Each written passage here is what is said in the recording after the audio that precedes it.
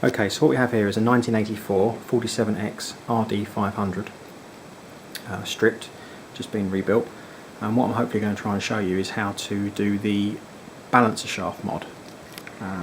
The earlier RD500s, the balancer shaft was powered by the lower crank, and the later ones was powered off of the upper crank, or the rear crank, and it's a popular mod to try and switch them over so that it's fired the other way around. It's supposed to cut down on vibrations, etc. But obviously what I've not been able to find is any detailed instructions on how to actually do it properly. So what I thought I'd do is try and put a little video together, try and help anybody out there who may be stuck. I do have over here a genuine Yamaha workshop manual, which tells you how to time it correctly as per factory, and I also downloaded a copy of the TSI instructions, Yamaha Technical Services, on how to retime the balancer shaft. So what we've got here is we've got the RD in the wife's kitchen, and you'll see that piston number 2 and piston number 3, if there was going to be one on here, are up top dead centre. If we move on down here, I've basically put this back into standard configurations, how it would be if it was timed as per factory manual. And what I've done, don't know if you can see it, but I've put a pink marker on the case there. There's also a pink marker on the case there. And what I've done is I've timed it back up to factory. So you'll see there's a punch mark on that gear here, which lines up with the case marking. And this is the flywheel, and there's also a punch marking on here which times up with that one, which puts this cylinder at top dead centre. This is the balancer shaft, and basically I've got a mark here. Some other gears apparently have got more than one marking, but what you do want is the circle mark, not the C, not an X. X doesn't mean anything, that's basically an error at the factory. So you want the little circle, if you can see it, just there. I did mark it in pink, but you can't really see it. This marking and that marking have to align, so if we turn that round, you'll see they line up. Put that back up. You'll see that the piston dwells there at top dead centre, and the same as if you tweak that one, that will dwell on top dead centre. So basically what we want to do is switch this one with this one, put this gear on this side, so then it runs off the lower crank, sorry, upper crank.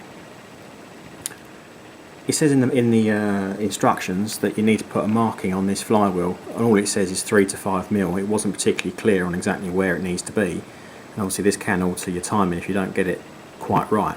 So I found the easiest way to get that marking on there is to take this flywheel off, don't lose your key, and place it on top of this one, and you'll see that's your original marking. And I just put a line here, called that A, as per instructions. But you'll notice if you look at it, you probably can't see it from the video, but once you've done this, you will see that it's not quite centred to this key. So obviously, if you put a central mark in, it could put your timing off. It'll you know, make it so it's not quite on top dead centre. So I basically put that mark in there, and I've tried it a few times now, and it seems to be in the right place. So basically, what I'm going to do is just take. Sorry, before we go on.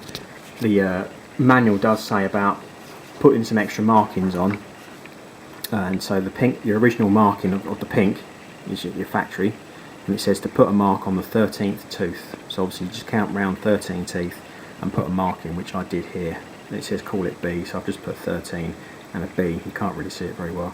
And it also says put a marking C at the 18th tooth, which is obviously this one down here. And basically we're going to be retiming this to the 13th tooth, but on the other side. So basically what I'm going to do, remove this, and basically chuck it on this side. I won't time it quite yet.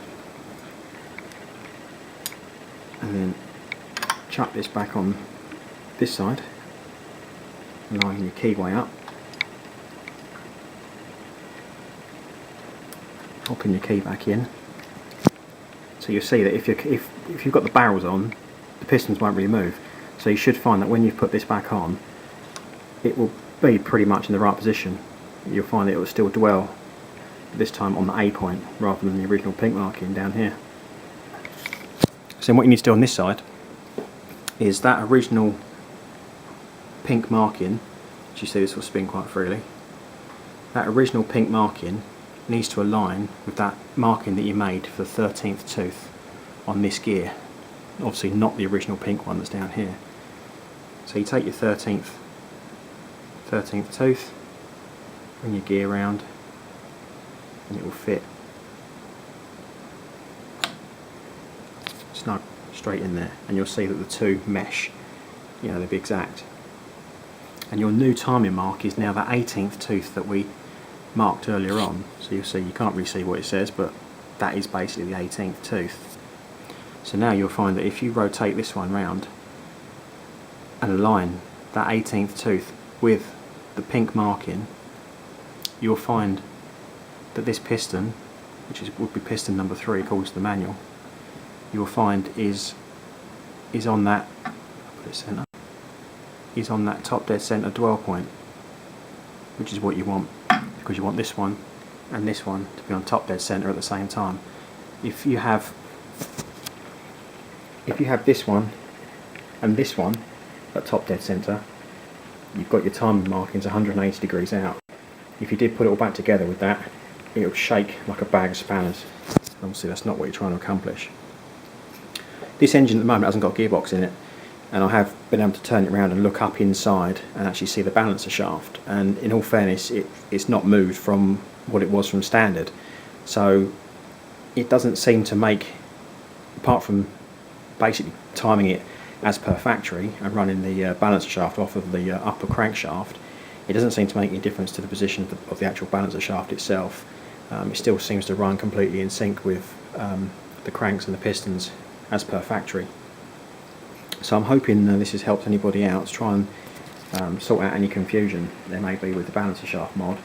Like I say before, some people do have extra markings on their teeth on the central balancer shaft itself, but I wouldn't worry too much about the extra markings. What you're looking for is that circle.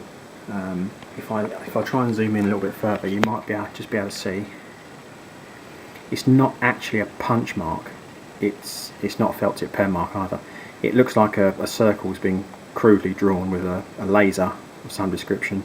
Obviously don't want marker pen to rub off. However, obviously the flywheel has got a punch mark on it, and so has my original primary driven gear. There is a C mark on there, God knows what it means. Same, there is a C mark on here, but at no time do they line up, so yeah, no idea what it is.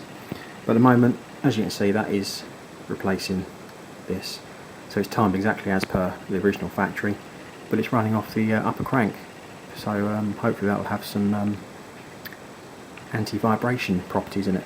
We shall see. Thanks very much for watching. Any comments or anything, please leave a comment, or if you need any help, just get in touch. Cheers.